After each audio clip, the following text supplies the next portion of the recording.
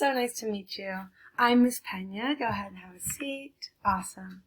I'm Miss Pena. I am currently the 5th and 6th grade ELA, that means English Language Arts, special education teacher.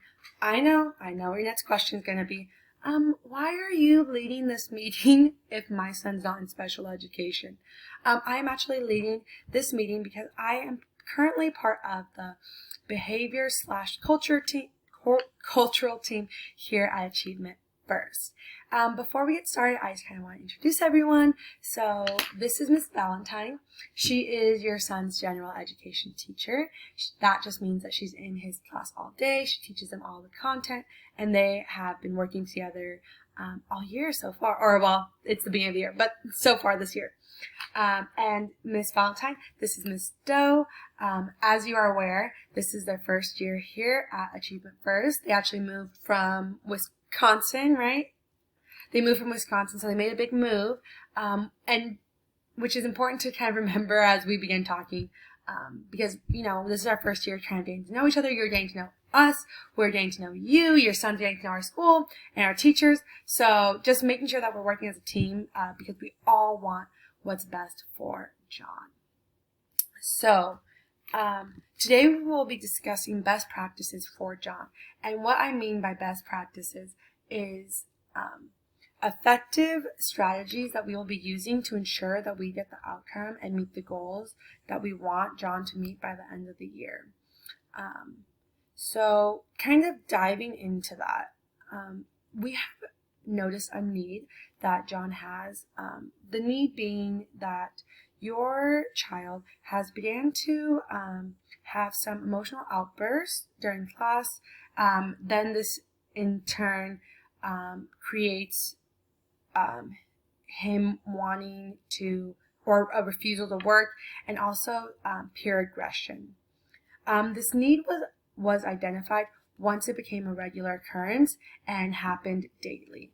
It started off as very sporadically.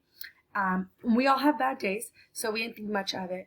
But once it became a daily occurrence, we realized that it was something that needed to be addressed to ensure that John is successful this year, as well as Miss Valentine being successful this year, to be able to teach him all the content she wants him to learn. At Achievement First, we want to prepare students not only academically, but we want to also prepare them socially and emotionally. We're all adults. We're all in the real world. We know that it is important to be able to understand social awareness, as well as to be able to regulate your emotions and express emotions in a healthy and acceptable way. So we began seeing that it was affecting his academics, and that we wanted to make sure was taken care of, because not only do we want him to be successful socially and emotionally, but if it's affecting his academics, unfortunately, you don't want that, we don't want that, so we just want to make sure that he's right on track, and that that we can, start this in the beginning of the year, so that at the end of the year he's not behind, or heaven forbid we need to retain him, which is not something that I think any of us are on board with as of right now. So we began tracking his grades and how these outbursts were affecting his academics. We'll start there. I have my little notes right here. So his comprehension, as the test has increased in complexity, has gone down 5%, which is below where his peers are at, and so that's how it's affecting his grades, as well as he is not advancing in his times tables, because a lot of this behavior is being exhibited during math. So unfortunately, he is still on his 9s, while his peers are moving up to 12s. And as well as keeping track of how this is affecting his grades, Ms. Valentine has also kept track of each different type of behavior that's being expressed So an emotional outburst, a refusal to work, or peer aggression, and how long it takes from the beginning of that to getting him back in the seat, ready to work and learn and focus, which is exactly where we want him to be. So on average, it takes about 30 minutes. And unfortunately, that is 30 minutes of his learning time, 30 minutes of Miss Valentine being able to, teach content. So we want to kind of minimize that, obviously. We want to make sure that, John's successful. He's such a smart kid. So we want to make sure that he is successful this year. So the strategy that we will be using is a behavior plan. Also, it is our intention to have this behavior plan be the least invasive. By least invasive, I mean that this behavior plan can be implemented without having to, number one, pull John out of class, number two, take him away from his learning, or take Miss Valentine away from her teaching, because those are all valuable things to ensure that all students are successful. So how the behavior plan will work is John will receive a card at the top of his desk every single day. There will be 40 stars or 40 boxes on that chart. If every 15 minutes, Miss Valentine will give John a star when she observes him being actively engaged, respectful to peers, and respectful to others' learning environment. Respectful to other people's learning environment. If he gets 20 stars by midway through the day, he'll receive a preferred activity. This could be 5 minutes of computer time. This could be 5 minutes of drawing time, 5 minutes of reading time, even maybe the ability to pull out his phone and text you and say, "Mom, I'm having a good day. I've earned my 20 stars," and just to have that those words of affirmation reciprocated from you. So it just depends on what preferred activity we have created once the behavior plan is implemented.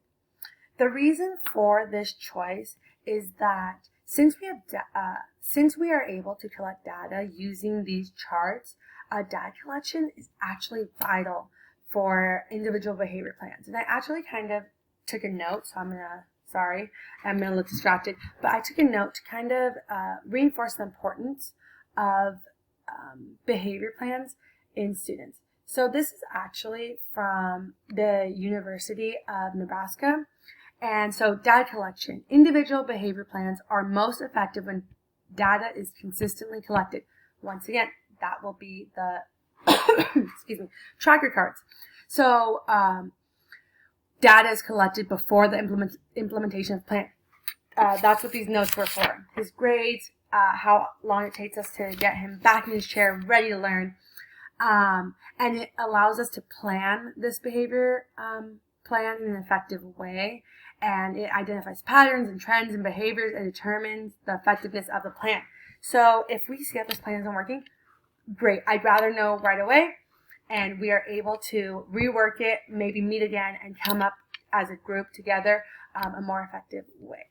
So we will be using data collection. The purpose of this plan is to, once again, monitor progress and collect that data to ensure that the plan is working. But our main goal is that by the end of this plan, John is able to self-regulate, meaning he is able to get frustrated and say, "Miss Valentine, I'm frustrated right now. I need a moment." Instead of having an outburst in the class or or showing aggression to peers or refusing to work. Just being able to advocate for himself, which once again is a very important life skill. So that is really truly the purpose of this plan. We want to get him to the point where he doesn't even need the plan. He is regulating his self and his emotions, and he'll be able to use that and use that skill and knowledge and use it in the real world and hopefully throughout his life. So it's a skill we're hoping to work towards today, and hopefully he can carry that through his life. The implementation of this plan the responsibility will fall mostly on Miss Valentine.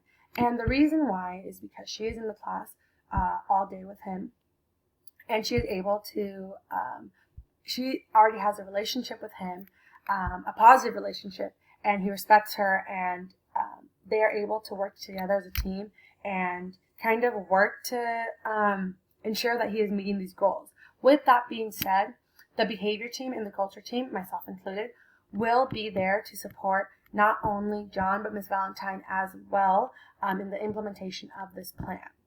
So if that means that I have to jump into her class and, lead a lesson while she maybe takes Nate or John out to discuss, a behavior or how to feel these emotions, how to accurately express them, then I will be there to support her, as well as constantly checking the data and making sure this plan is working and is effective. Because we do not want to waste your time, we do not want to waste Miss Valentine's time, and we want John to be successful. I cannot reiterate that enough. So, do you have any questions? Okay, I'm going to revoice that to make sure that I answer every part. So, will my child be allowed to help make the behavior plan? Of course. These preferred activities, we don't want to give John an activity that he's not excited for. If he's not excited for this preferred activity, he's not going to want to work towards it. So yes, we will give him a survey, and it will ask him what his favorite candy is, what his preferred activities are, who he wants to, if he wants to connect to a parent to tell them he's having a great day, or if he wants to walk down the hall and tell a teacher that he's built a relationship. Hey, I'm in Miss Valentine's class and I'm killing it today. So yes, he will be involved in the implementation of this plan. So what will occur when the behavior improves? I kind of lightly touched on that, but once the behavior improves, these least invasives will become less frequent. So as of right now, our goal is every 15 minutes, Ms. Valentine gives him a star when he exhibits those 3 behaviors, the 3 positive behaviors.